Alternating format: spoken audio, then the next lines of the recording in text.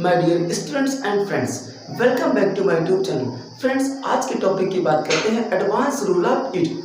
अब फ्रेंड्स, इस advance rule में हम किसके बारे में बात करते हैं? सो फ्रेंड्स, यहाँ पर एज अ सब्जेक्ट हमें रखना होगा इट, एंड इट के बाद में हमें यूज करना होता है जो भी हेल्पिंग वर्ब एप्लीकेबल होगी वो हमें एप्लीकेबल पुटअप करनी होगी, एंड उसके बाद में हमें यूज करना होगा एमबी की थर्ड फॉर्म। उसके बाद में हमें दैट ऐड करना होगा, एंड आफ्टर दैट मुझे जो बाद वाली क्लॉज होगी उस क्लॉज की इंग्लिश हमें ट्रांसलेट करनी होगी जिस भी टेंस में होगी उसमें।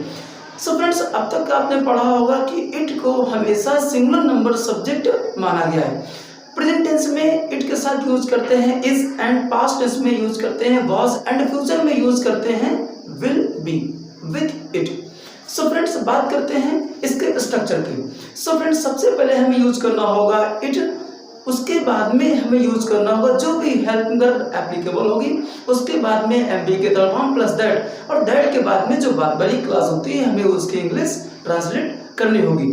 अब बात करते हैं इट यहाँ है क्या। सो फ्रेंड्स, इट क्या है? इट को हम बोल सकते हैं डमी सब्जेक्ट, या आप उसको बोल सकते हैं इंट्रोडक्टरी सब्जेक्ट। अब ये सेंटेंसेस होते कैसे हैं, इनका यूज कहाँ होता है? फ्रेंड्स, जब भी बात करते हैं इंग्लिश बूस्ट करने की, तो जब आपको अपनी इंग्लिश बूस्ट करना हो या कोई भी एग्जाम हमें क्रैक करना हो तो उसके लिए आप इसको स्टडी कर सकते हो। अब ये सेंटेंसेस होते कैसे हैं?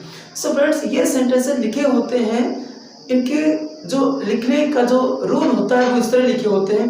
कहा जाता है कि तुम बुद्धिमान हो, कहा जाता है कि तुम इस दुनिया के सबसे धनी पर्सन हो, इस तरह ये सेंटेंसेस आते हैं। सो फ्रेंड्स, बात करते हैं एग्जांपल्स के थ्रू। सबसे पहले हम बात करते हैं स्ट्रक्चर की।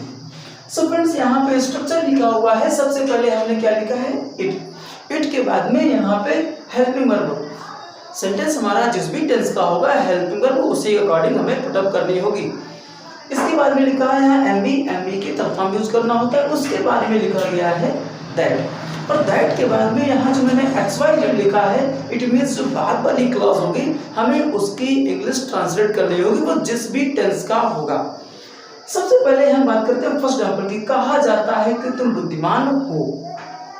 अब यहाँ पर कहा जाता है कि तुम बुद्धिमान हो की इंग्लिश यहाँ पे हो जाएगी दैट, और बाद वाला सेंटेंस क्या है? तुम बुद्धिमान हो। सिंपल प्रेजेंट टेंस है, यहाँ इज एमआर का यूज करेंगे, लेकिन यहाँ शुरुआत में लिखा है कहा जाता है। अब इसकी इंग्लिश क्या होगी? फ्रेंड्स, कहा जाता है में कोई सब्जेक्ट नहीं है, एंड जब कोई सब्जेक्ट नहीं होता है तो हम सब्जेक्ट कंसीडर करते हैं इट, इसीलिए उसको बोलते हैं डमी सब्जेक्ट इट। सो सबसे पहले हमने यहाँ पे लिखा है it. It is always singular number subject, इसलिए हमने यहाँ किया है इज। अब फ्रेंड्स, यहाँ पे इज किया है और कहना की हो जाती है से, एंड थर्ड फॉर्म हो गया सेड। अब यहाँ पूछो को सेड क्यों कर दिया? सब फ्रेंड्स, ये वाला सेंटेंस है पैसिव वॉइस का, कहा जाता है, एंड प्रेजेंट इंडेफिनिट का जब हम पैसिव बनाते हैं तो वहां हमें यूज करना होता है इज एमआर प्लस एमबी की थर्ड फॉर्म, इसलिए यहाँ पे लिखा गया है it is said. It is said और की इंग्लिश हो गई यहाँ पे दैट, और बाद में क्या लिखा? तुम बुद्धिमान हो, तो इसकी इंग्लिश हो जाएगी यू आर, बुद्धिमान की हो गई वाइस। अब बात करते हैं नेक्स्ट एग्जांपल की। कहा जाता है कि पृथ्वी शुक्र की बहन है। शुक्र वीनस प्लैनेट की बात हो रही है। कहा जाता है, सेम ये भी होगा, यहाँ पर भी सब्जेक्ट नहीं है इसलिए यहाँ पर भी हम इट कंसिडर करेंगे। इट इज सेड, इसके बाद में की इंग्लिश हो जाएगी that. It is said that. अब क्या है? पृथ्वी शुक्र की बहन है, तो पृथ्वी की यहाँ हम करेंगे द अर्थ।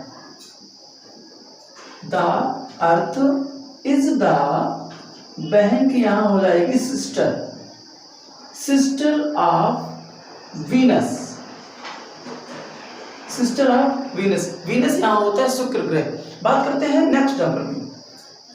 हमें बताया जा चुका है कि सफलता के लिए लगन जरूरी है, हमें बताया जा चुका है। फ्रेंड्स, इसके पहले हम इट यूज कर रहे थे, अब यहाँ पर हम इट से इसको नहीं बनाएंगे, इसको हम बनाएंगे वी से। पूछो क्यों? यहाँ पर मेरे पास ऑब्जेक्ट है और यहाँ पर हम ऑब्जेक्ट से ही बनाएंगे। इसके पहले वाले सेंटेंस में ऑब्जेक्ट नहीं था इसलिए वहां पे हमने इट यूज किया था। आप इसको ट्रांसलेट कर सकते हो, हमें बताया जा चुका है सेंटेंस प्रेजेंट परफेक्ट टेंस है एंड प्रेजेंट परफेक्ट टेंस का जब हम पैसिव बनाते हैं तो हमें हेल्पिंग यूज करनी होती है has been and have been. सबसे पहले हमने यहाँ कर दिया वी प्लूरल है इसलिए हमने यूज किया है have been. We have been, अब बताने की यहाँ हो जाएगी टेल और थर्ड फॉर्म हो जाएगा told. We have been told, फिर क्या हुआ यहाँ पे कि इंग्लिश दैट। अब दैट वर्ड क्या है, सफलता के लिए लगन जरूरी है, तो लगन की यहां हो जाएगी परसिवियरेंस। परसिवियरेंस मीन्स होता है लगन। Perseverance is necessary for success. Perseverance means होता है लगन। Perseverance is necessary for success. अब बात करते हैं नेक्स्ट एग्जांपल में। सुना जा चुका है कि परिश्रमी रात दिन मेहनत करते हैं। सो ये भी सेंटेंस हमारा है प्रेजेंट परफेक्ट टेंस का। इसमें भी हमें has been have been plus third form का यूज करना होगा क्योंकि ये उसका है पैसिव वॉइस। तो लिखा हुआ है सुना जा चुका है, तो यहाँ पर भी हम इट का यूज करेंगे क्योंकि यहाँ पे ऑब्जेक्ट नहीं है। सबसे पहले हमने लिखा इट सिंगुलर नंबर सब्जेक्ट है, आप यूज करेंगे has been. It has been, सुनना की hear third form heard. It has been heard कि परिश्रमी रात दिन मेहनत करते हैं। प्रेजेंट टेंस बन रहा है दैट परिश्रमी, परिश्रमी के लिख सकते हैं the hard working person. The hard working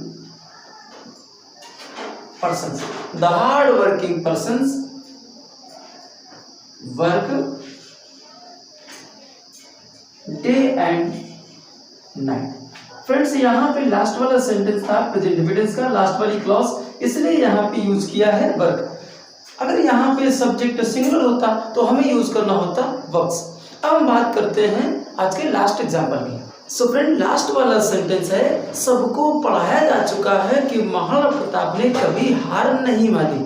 अभी जो फर्स्ट वाली क्लॉज है ये तो है प्रेजेंट परफेक्ट टेंस का पैसिव वॉइस, इसलिए यहाँ पर यूज करेंगे has been and have been.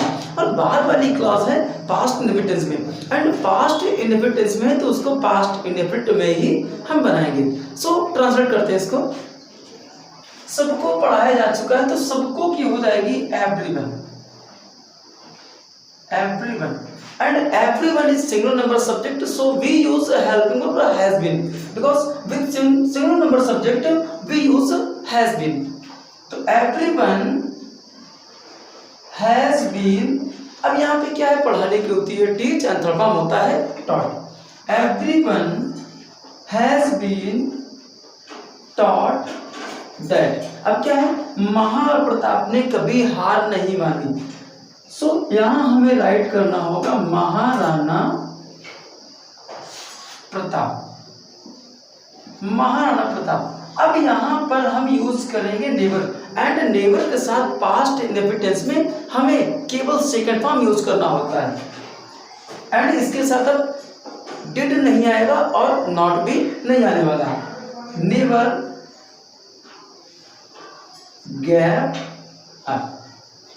So friends आज का सेशन अच्छा लगा है तो please subscribe our YouTube channel and ऐसे ही इंटरेस्टिंग टॉपिक्स को सीखने के लिए हमारे साथ जुड़े रहें।